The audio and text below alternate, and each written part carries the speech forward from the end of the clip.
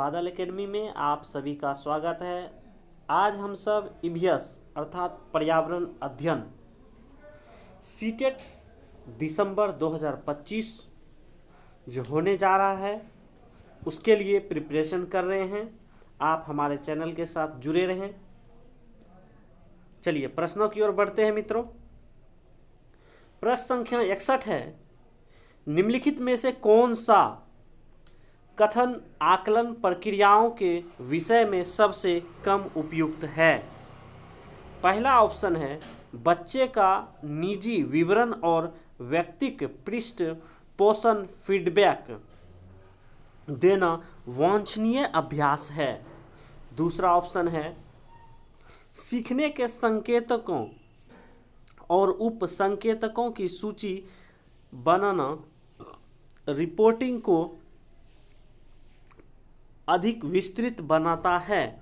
तीसरा ऑप्शन है, ठीक, अच्छा और बहुत अच्छा जैसी टिप्पणियों बच्चे के सीखने के बारे में एक समझ प्रदान करती है।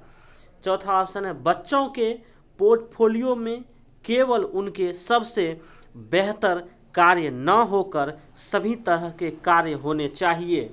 यहाँ पर राइट ऑप्शन हो जाएगा ऑप्शन नंबर 1,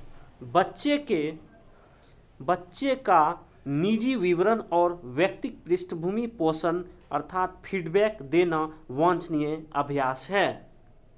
अगला प्रश्न संख्या 62 है, दिए गए प्रश्न को ध्यान से पढ़िए।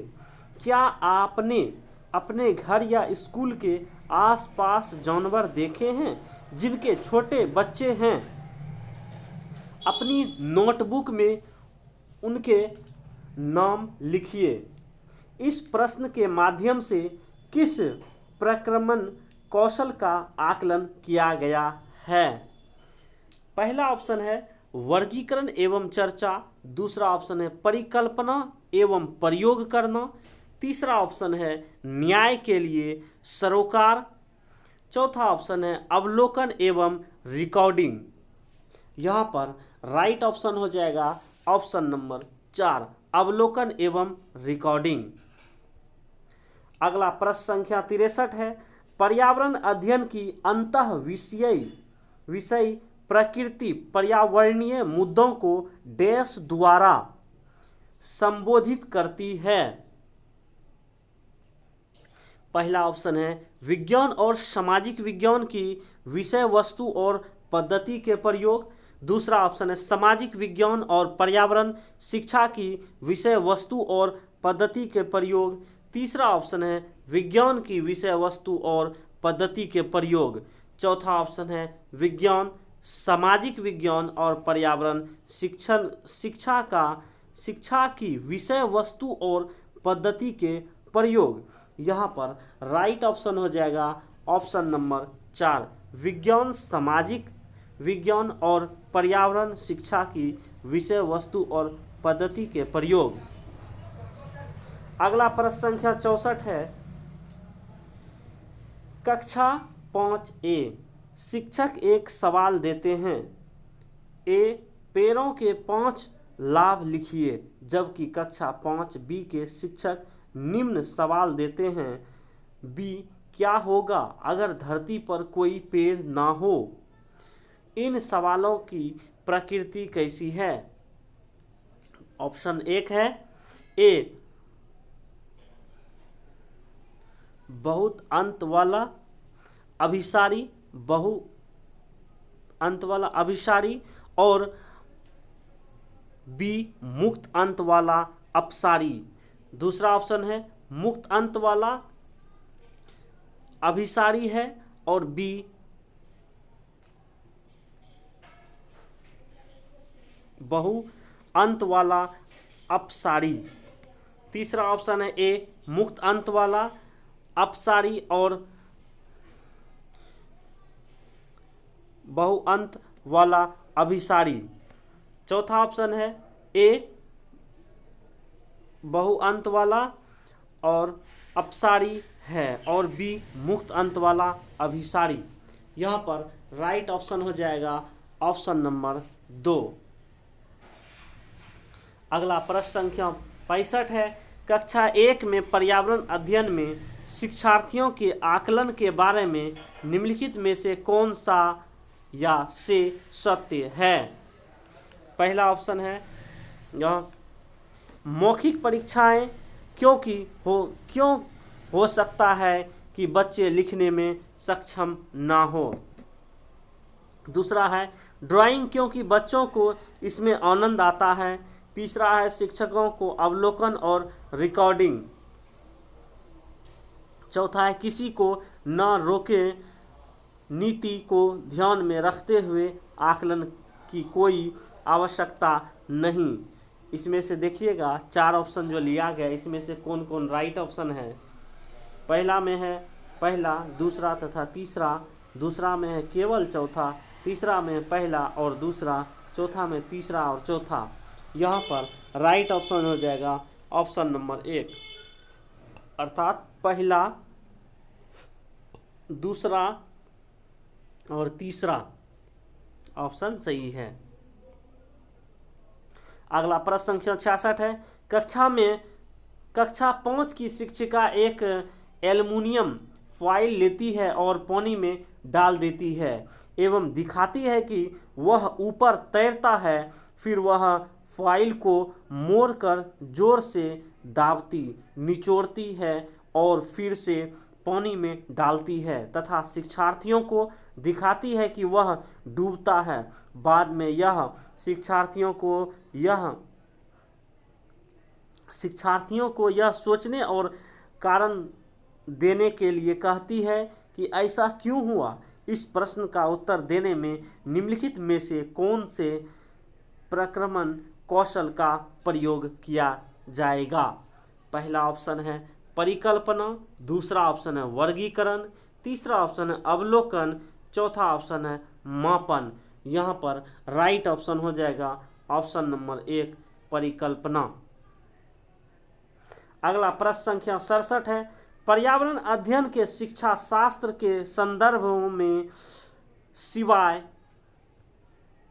डैश के निम्नलिखित सभी वांछनीय अभ्यास हैं। पहला ऑप्शन है अवलोकनात्मक चिंतन और समस्या समाधान के लिए क्षमता संवर्धन करने। दूसरा ऑप्शन है बच्चे की अस्मिता व्यक्तित्व का पोषण करने।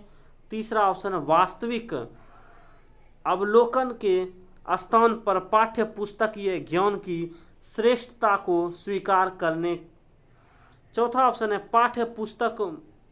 पाठ्य वस्तुओं और संदर्भों की बहुलता को बढ़ावा देने। यहाँ पर राइट ऑप्शन हो जाएगा ऑप्शन नंबर 3 वास्तविक अवलोकन के स्थान पर पाठ्य पुस्तकीय ज्ञान की श्रेष्ठता को स्वीकार करने। अगला प्रश्न संख्या 68 है। महेश कक्षा 4 के शिक्षक हैं। वे वृक्ष संरक्षण की अवधारणा पर शिक्षार्थियों को संवेदनशील बनाने के लिए योजना बनाते हैं। निम्नलिखित में से कौन सी एक गतिविधि उस उद्देश्य के लिए सर्वाधिक उपयुक्त है?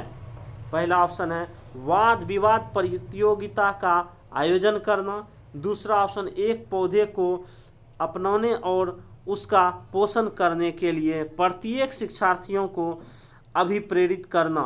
तीसरा ऑप्शन है पोस्टर प्रतियोगिता में हिस्सा लेने के लिए शिक्षार्थियों को प्रोत्साहित करना।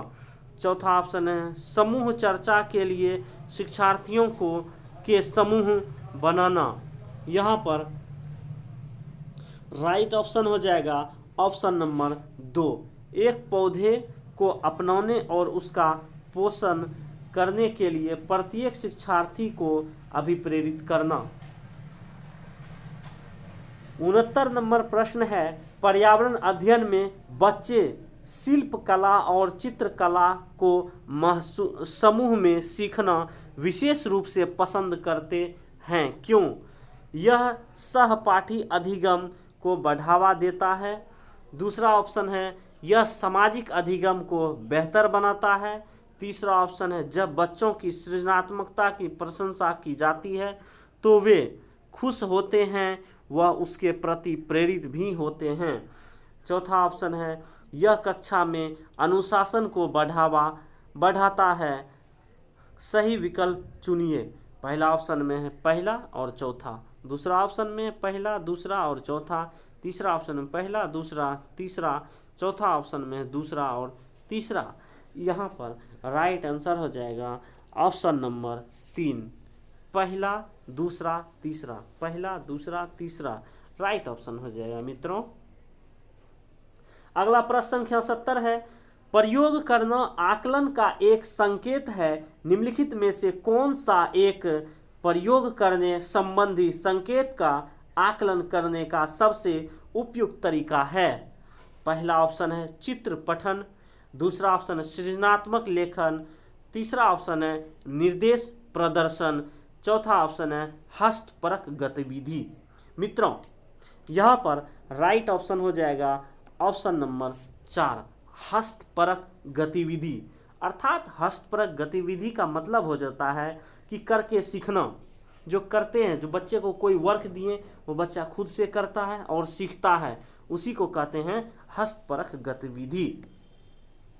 अगला प्रश्न संख्या 71 है, प्राथमिक कक्षाओं में शिक्षार्थियों के पास अनेक प्रकरणों में अनेक वैकल्पिक अवधारणाएं होती है, जैसे सजीव, निर्जीव, जल, चक्र, पौधे आदि। इन वैकल्पिक अवधारणाओं के स्रोत हो सकते हैं। यहाँ पहला है परिवार एवं समुदाय, दूसरा है पाठ्य पुस्तकें एवं अन्य पुस्तकें, तीसरा है शिक्षक, चौथा है कहानियों एवं कविताएं। सही विकल्प को चुनिए। यहाँ पर पहला ऑप्शन में दिया है पहला, दूसरा, चौथा, दूसरा ऑप्शन में पहला, दूसरा, तीसरा, चौथा, तीसरा ऑप्शन में केवल पहला, चौथा ऑप्शन में पहला, दूसरा। यहाँ पर राइट ऑप्शन हो जाएगा ऑप्शन नंबर 2, पहला, दूसरा, तीसरा, चौथा। अर्थात पहला, दूसरा, तीसरा, चौथा। यहाँ पर चारों ऑप्शन सही लिया गया है मित्रों। चलिए अगला प्रश्न 72 है, कांच के जार तथा बोतलों को उनमें अचार भरने से पूर्व सूर्य की धूप में अच्छी तरह सुखाया जाता है, ऐसा क्यों? पहला ऑप्शन है उनके तापमान में वृद्धि करने के लिए, दूसरा ऑप्शन इनमें से धूल को हटाने के लिए, तीसरा ऑप्शन है नमी को पूर्णतः हटाने के लिए, चौथा ऑप्शन अचार को स्वादिष्ट बनाने के लिए। यहाँ पर राइट ऑप्शन हो जाएगा ऑप्शन नंबर 3, नमी को पूर्ण रूप से हटाने के लिए। देखते हैं ना, जब हम लोग अचार बनाते हैं, अचार का मतलब यही हो जाता है साथियों, अगर अचार हम बनाएंगे उसमें थोड़ा सा भी नमी रह जाएगा ना, अर्थात पानी का अंश रह जाएगा, तो फिर हमारा अचार अच्छा और स्वादिष्ट नहीं बनेगा और उस नमी के वजह से हमारा अचार खराब हो जाएगा। इसीलिए जिस भी शीशे में रखते हैं उस शीशे को पूरे अच्छी तरह से सूर्य के धूप में सुखाया जाता है और तब फिर उसमें हम अचार को डालकर रखते हैं। अगला प्रश्न संख्या 73 है, रेणु की दादी उसे एक सूखा कुआं दिखाते हुए बताती है कि 15 से 20 वर्ष पहले कुएं में पानी था, लेकिन अब यह पूर्णतः सूख गया है। कुएं में पानी सूखने का या के क्या कारण हो सकता है? हो सकते हैं पेड़ों, कुएं तथा उनके आसपास के स्थान की मिट्टी को अब सीमेंट से ढक दिया गया है। अगला है आसपास के इलाके में बहुत सारे बोरिंग पंप लग गए हैं। अगला है प्रत्येक व्यक्ति के घर में अब नल होने के कारण कोई भी कुएं का प्रयोग नहीं करता। पहला ऑप्शन है पहला और दूसरा, दूसरा में केवल तीसरा, तीसरा में केवल पहला, चौथा में केवल दूसरा। यहाँ पर राइट ऑप्शन हो जाएगा ऑप्शन नंबर 1, केवल पहला और दूसरा, पहला और दूसरा। अगला प्रश्न संख्या 74 है, बगुला भैंस पर बैठता है, यह क्यों? पहला ऑप्शन है बगुला तथा भैंस में सहजीवी का संबंध है। दूसरा ऑप्शन है बगुला मनोरंजन के लिए भैंस पर बैठता है। तीसरा ऑप्शन भैंस बगुले को एक स्थान से दूसरे स्थान तक आने जाने में मदद करती है। चौथा ऑप्शन है बगुला भैंस को डराना चाहता है। यहाँ पर राइट ऑप्शन हो जाएगा ऑप्शन नंबर 1, बगुला तथा भैंस में सहजीविता का संबंध है। सहजीविता का मतलब हो जाता है साथियों कि दोनों आदमी को फायदा पहुंच रहा है। अब यहाँ देखिए, बगुले से भैंस को क्या फायदा हो रहा है कि भैंस पर बगुला बैठा हुआ है और जो छोटा छोटा कीड़ा मकोड़ा जो है भैंस के शरीर पर वो बगुला खा रहा है और बगुला का भी पेट भर गया और भैंस का शरीर पर जो है बगुला चोंच मार के जो चुनता है कीड़ा मकोड़ा, उससे भैंस को भी अच्छा लगता है और पूरा शरीर को थोड़ा सा एक तरह से कहा जाए तो खुजा देना, नोच देना, वो चीज़ होता है। इसीलिए एक दूसरे को फायदा पहुंचता, उसके शरीर से कीड़ा निकल गया और बगुले का पेट भी भर गया। इसी को सहजीविता का, सहजीवी का उदाहरण लिया गया है। चलिए अगला प्रश्न 75 नंबर, निम्नलिखित में से जड़ का कौन सा कार्य पौधे के लिए नहीं है? पहला ऑप्शन है भोजन भंडारण संचित करना, दूसरा ऑप्शन है बामस उपलब्ध करना, तीसरा ऑप्शन है पौधे को सहारा देना, चौथा ऑप्शन है जल तथा खनिजों का अवशोषण करना। यहाँ पर राइट ऑप्शन हो जाएगा ऑप्शन नंबर 1, भोजन भंडारण संचित करना। अगला प्रश्न संख्या 76 है, कर्णम मल्लेश्वरी के विषय में नीचे दिए गए कथनों पर विचार कीजिए।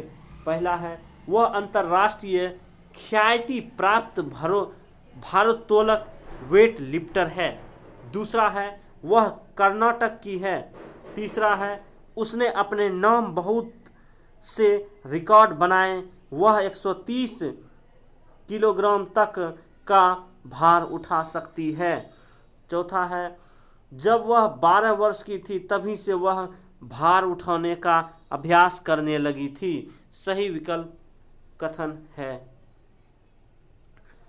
पहला ऑप्शन में पहला, दूसरा और तीसरा, दूसरा ऑप्शन में पहला, दूसरा और चौथा, तीसरा ऑप्शन में पहला, चौथा ऑप्शन में पहला और चौथा। यहाँ पर राइट ऑप्शन हो जाएगा ऑप्शन नंबर 4, पहला और चौथा, पहला और चौथा सही विकल्प है। अगला प्रश्न संख्या 77 है, सीढ़ीदार कुएं अथवा बावड़ी से संबंधित निम्नलिखित कुछ कथन दिए गए हैं। पहला है वे जल भंडारण तथा संरक्षण की पारंपरिक व्यवस्था है, दूसरा सामुदायिक स्रोत के रूप में उनका प्रयोग होता था, तीसरा है उनका निर्माण मुख्यतः वर्षा रहित राज्यों में होता है, अगला है उनमें केवल संदूषित जल होता है। उपरोक्त में से कौन सा कथन सही है? पहला ऑप्शन में है पहला और दूसरा, दूसरा ऑप्शन में पहला, दूसरा तीसरा, तीसरा ऑप्शन में केवल पहला, चौथा ऑप्शन में केवल चौथा। यहाँ पर राइट ऑप्शन हो जाएगा ऑप्शन नंबर 2, पहला दूसरा तीसरा, पहला दूसरा तीसरा, 3 कथन सही हैं, इसीलिए दूसरा ऑप्शन को सही आंसर लिया गया है। अगला प्रश्न संख्या 78 है, वर्लो एक पारंपरिक कला का प्रकार है, वर्ली नामक स्थान किस राज्य में है? पहला ऑप्शन है महाराष्ट्र, दूसरा ऑप्शन है ओडिशा, तीसरा ऑप्शन है राजस्थान, चौथा ऑप्शन है बिहार। यहाँ पर राइट ऑप्शन हो जाएगा ऑप्शन नंबर 1, महाराष्ट्र। अगला प्रश्न संख्या 79 है, तमिलनाडु के निकटवर्ती समीपवर्ती राज्य, निकटवर्ती या समीपवर्ती एक ही चीज होता है, नजदीक में, तमिलनाडु के निकटवर्ती समीपवर्ती राज्य हैं। पहला ऑप्शन में केरल, कर्नाटक और आंध्र प्रदेश, दूसरा ऑप्शन में है केरल, गुजरात और कर्नाटक। अगला है आंध्र प्रदेश, गोवा, कर्नाटक, चौथा ऑप्शन है गोवा, कर्नाटक और केरल। यहाँ पर राइट ऑप्शन हो जाएगा ऑप्शन नंबर 1, केरल, कर्नाटक और आंध्र प्रदेश। केरल, कर्नाटक और आंध्र प्रदेश राइट ऑप्शन है। अगला प्रश्न संख्या 80 है, निम्नलिखित में से किसकी सुनने की शक्ति इतनी तीक्ष्ण होती है कि वह वायु से पत्तों के हिलने की ध्वनि और घास पर किसी जानवर के चलने की ध्वनि में अंतर कर सकता है। पहला ऑप्शन है बाघ, दूसरा ऑप्शन है गिद्ध, तीसरा ऑप्शन रेशम का कीड़ा, रेशम का कीड़ा को दीर्घिकार हो जाएगा साथियों। उसके बाद कुत्ता। यहाँ पर राइट ऑप्शन हो जाएगा ऑप्शन नंबर 4।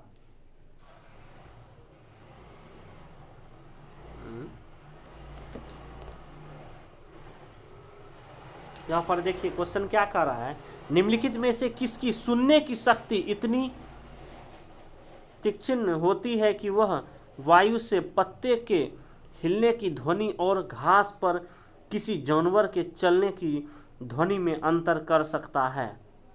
यहाँ पर राइट ऑप्शन हो जाएगा ऑप्शन नंबर 1, बाघ। बाघ जो है ये डिफरेंस कर लेता है पत्ता हिल रहा है या फिर कोई जानवर चल रहा है। ठीक है, ऑप्शन नंबर 1 सही हो जाएगा। अगला प्रश्न संख्या 81 है, जब कोई व्यक्ति ट्रेन द्वारा अहमदाबाद से केरल की यात्रा करता है तब वह अनेक सुरंगों को पार करता है। ये सुरंग डैश पर्वतों में है। पहला ऑप्शन है विंध्याचल, दूसरा ऑप्शन अरावली, तीसरा ऑप्शन है पश्चिमी घाट, चौथा ऑप्शन है पूर्वी घाट। यहाँ पर ऑप्शन नंबर 3 सही है, पश्चिमी घाट। अगला प्रश्न संख्या 82 है, पृथ्वी गोल है, वास्तव में पृथ्वी पर ऊपर नीचे कुछ नहीं होता, केवल सापेक्ष होता है। हम भारत के लोग डैश के लोगों के सापेक्ष उल्टे हो सकते हैं। पहला ऑप्शन है अलास्का USA, दूसरा ऑप्शन है लीबिया, तीसरा ऑप्शन है अल्जीरिया, चौथा ऑप्शन है अर्जेंटीना। यहाँ पर राइट ऑप्शन हो जाएगा ऑप्शन नंबर 4, अर्जेंटीना। अगला प्रश्न संख्या 83 है, मच्छरों के प्रजनन की रोकथाम के लिए ठहरे पानी पर तेल डालने की सलाह दी जाती है। ऐसा इसलिए है क्योंकि पहला ऑप्शन है तेल ऑक्सीजन की आपूर्ति को काट देता है जिससे मच्छरों का प्रजनन थम जाता है। दूसरा ऑप्शन है मच्छरों को तेल द्वारा विकर्षित किया जाता है। तीसरा ऑप्शन है मच्छर तेल द्वारा मर जाते हैं। चौथा ऑप्शन है मच्छर तेल की परत में फंस जाते हैं। यहाँ पर राइट ऑप्शन हो जाएगा ऑप्शन नंबर 1, तेल ऑक्सीजन की आपूर्ति को काट देता है जिससे मच्छर का प्रजनन थम जाता है। अगला प्रश्न संख्या 84 है, निम्नलिखित में से कौन सा कीट मधुमक्खियों की भांति कॉलोनी बस्ती में एक साथ नहीं रहता। पहला ऑप्शन है ततैया बर्रा, दूसरा ऑप्शन है चींटी, यहाँ दीर्घिकार हो जाएगा चींटी, तीसरा ऑप्शन है दीमक, चौथा ऑप्शन है मकड़ी। यहाँ पर राइट ऑप्शन हो जाएगा ऑप्शन नंबर 4, मकड़ी। यहाँ देखिएगा साथियों, यहाँ पे ऑप्शन लिया गया नहीं रहता है, निगेटिव ऑप्शन है।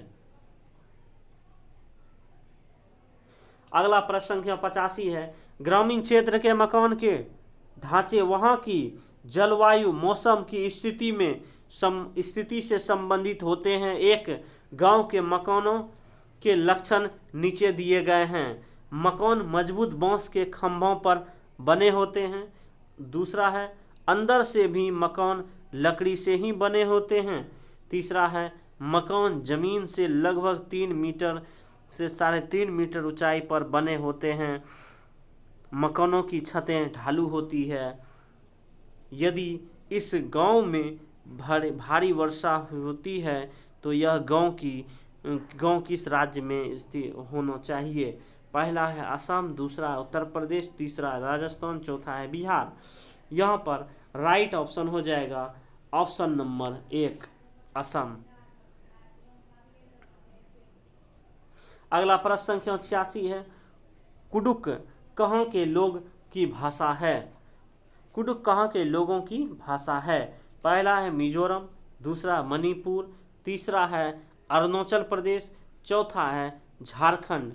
यहाँ पर राइट ऑप्शन हो जाएगा झारखंड, चौथा नंबर ऑप्शन। अगला प्रश्न संख्या 87 है, राष्ट्रीय पाठ्यचर्या की रूपरेखा 2005 के अनुसार निम्नलिखित में से कौन सी एक पर्यावरण अध्ययन की विषय वस्तु अर्थात थीम है? पहला ऑप्शन है भोजन, दूसरा है सौरमंडल, तीसरा है मौसम, चौथा है ऊर्जा। यहाँ पर राइट ऑप्शन हो जाएगा ऑप्शन नंबर 1 भोजन। अगला प्रश्न संख्या 88 है, पर्यावरण अध्ययन में विषय वस्तु थीम आधारित उपागम को अपनाने के समर्थन में निम्नलिखित में से कौन सा तर्क सबसे अधिक सशक्त है?